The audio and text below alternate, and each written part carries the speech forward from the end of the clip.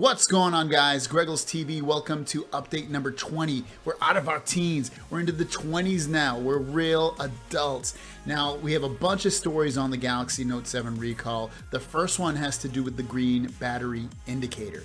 Now, Google usually, almost all the time, makes manufacturers use white icons at the top. You know, the battery, the percentage, all that stuff has to be white. Now, Samsung has received an exception from Google to use a green battery icon to differentiate its phones from the recalled ones versus the ones that have been replaced. So now we'll officially be getting green battery icons like I showed you yesterday. Also, to lead this into another story, the green battery icons will be an over-the-air update to your phone. Verizon is the only manufacturer that's pushed out an update thus far. So if you have a Verizon phone, you should have an update for the green battery indicator. If you don't, you should have it very soon.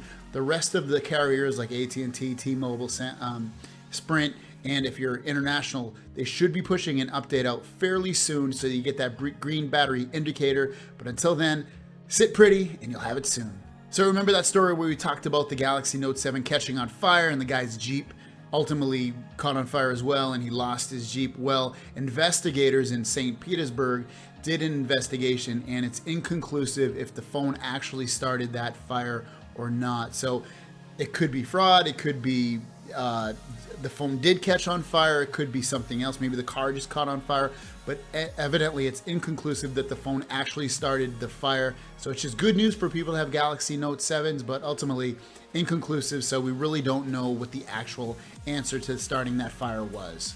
Next up, in Australia, Samsung has started their replacement program. So it's ultimately going to culminate with a over-the-air update that's going to limit battery percentages to 60%.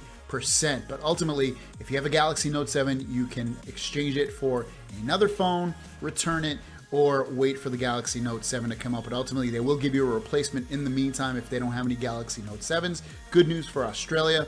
The 60% battery life is sucky, but at least it's a safety precaution for people to know that they should be returning their phones and be safe. And lastly, Samsung has reported that they have 500,000 replacement Note 7 units in the United States. So if you have a Galaxy Note 7, they have 500,000 of them currently in the United States to replace your phone with. Obviously, I don't know what the total number of phones that were sold in the United States for the Galaxy Note 7, but they do have some replacements, so that's very, very good news. Guys, thanks for watching. Don't forget to subscribe. I've been putting these videos out twice a day sometimes, so make sure you are kept informed. If you have any questions or comments, leave them down below. Also, don't forget to leave any news or tidbits or how your Note 7 exchange is going. And I'll see you guys down the road.